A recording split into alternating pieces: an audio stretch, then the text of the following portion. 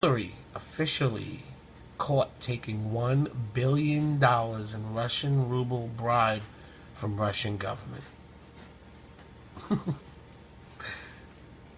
And Putin issues 4-word announcement about Trump.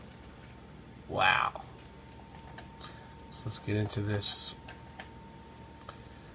Liberals keep bemoaning Russia's supposed interference in the election rather than blame their candidate.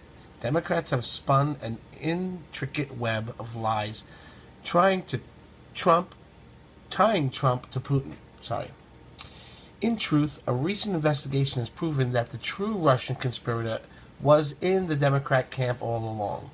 This week, it has been confirmed that John Podesta, the former advisor to both Hillary Clinton and Barack Obama, were paid $1 billion in rubles, that's $35 million, by Moscow.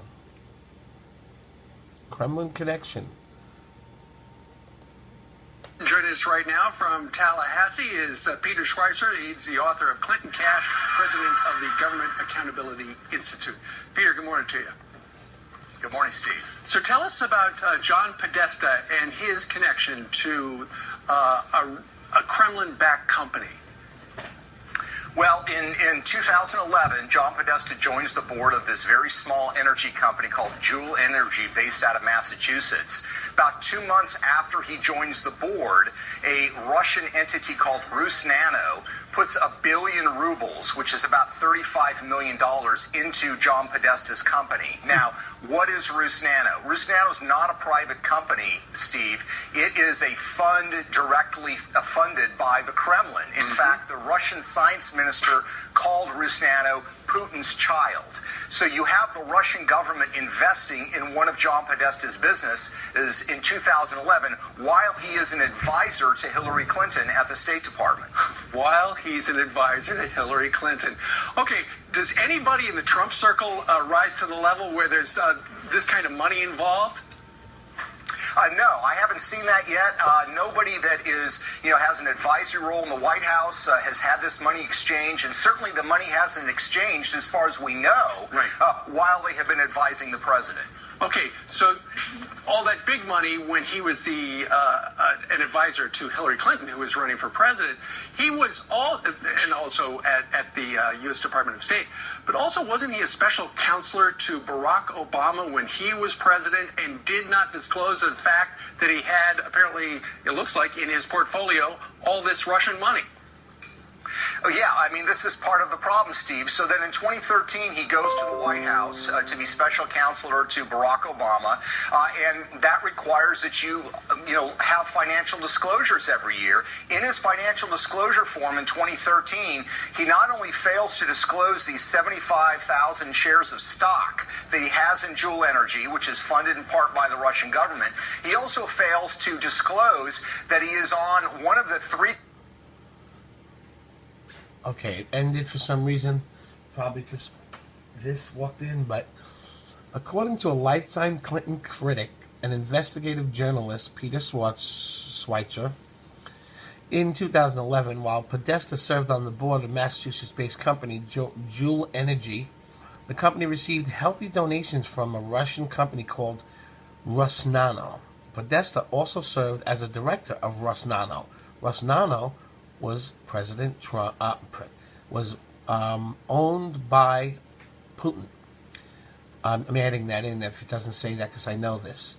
Podesta's relations with Moscow are only the tip of the iceberg. During her time as the head of Clinton Foundation, Hillary routinely cut deals with Russia oligarchs and companies that have ties to Putin government.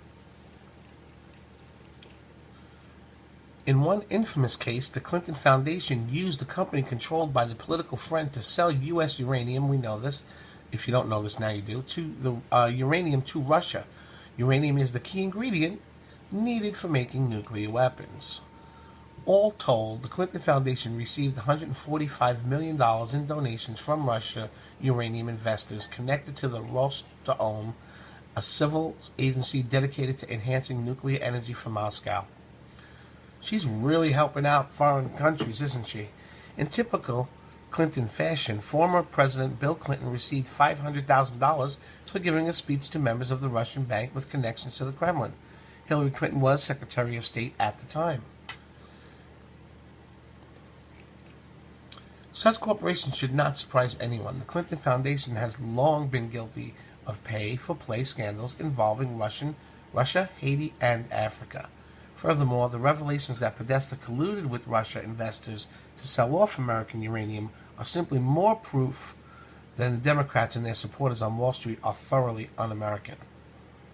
Despite all of their talk of free markets and capitalism, many large corporations are, for the most part, globalist entities that care little about the plight of American workers. These multinational behemoths also routinely collude with the U.S. government in order to form monopolies to keep major industries from competition. As a result, despite the Bernie Sanders crowd barks, Wall Street and corporate America are full of big government's liberals via the town hall. The scandal over John Podesta's link with Russia should serve as a reminder why Trump's movement is so necessary. Too many corporations are rotten with foreign corruption. Similarly, while the Democrats see Americans as uncultured simpletons that can be engineered through political correctness, Wall Street supports the total collusion of our beloved America with cheap foreign laborers to simply line their own pockets. This must stop now. Okay, so that was that one. I also want to find another one here for you. One moment.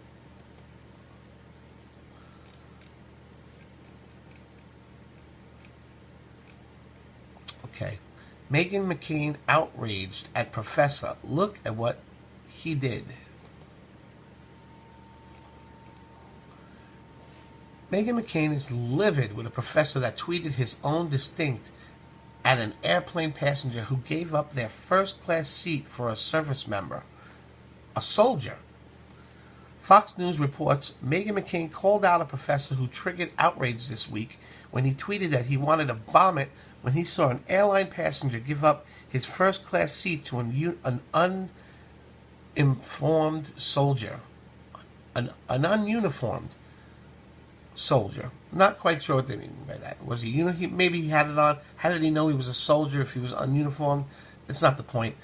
This dude, this professor was triggered, and he said he wanted to vomit because someone gave up their seat for a soldier of America. This is crazy, just what we're going through now. George Cicerero, mayor. So George Mayer wrote that he wanted to yell about Mosul, Iraq, and the civilian deaths occurring there amid battles between U.S.-supported Iraq forces and ISIS fighters. Like a little bitch. An outnumbered today McCain said he wouldn't have been able to hold back his anger if she was face-to-face with the professor. I'd be on YouTube and probably be fired. I can't handle disrespect of any kind on any level for the men and women who sacrifice so much. McCain said, anyone who knows or is related to a service member fully understands what they sacrifice, including sometimes their lives. How dare you? If you don't like it, go someplace else and see how free it is in the Middle East. I can't imagine why he would go the step of going on Tucker Carlson's show, dropping his pants to his ankles and turning over and giving a full view of his backside to all of America, which is what he did. What an evil thing to think, to say that, it was just horrible to see a soldier get some respect. But the simple solution for this, make a deal with every airline in America that anytime he flies in the cargo hold with the animals. Don't ever let that guy back in the cabin of a plane, because he might have to sit next to one of the heroes who give me the privilege of breathing free air every day. Well, how about, and I'm grateful for how about those. Spending $42,000 a year to send your kid to the school at which he teaches? I want my money back. Me too. If I had a kid who was going to Drexel University, I would pull them out and I would start protesting.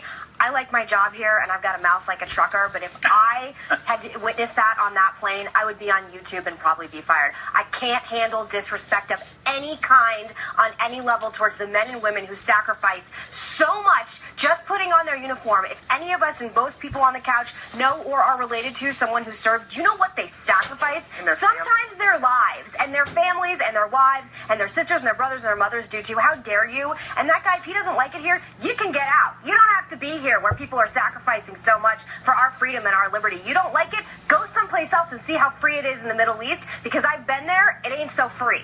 And Harris, how about... Told him.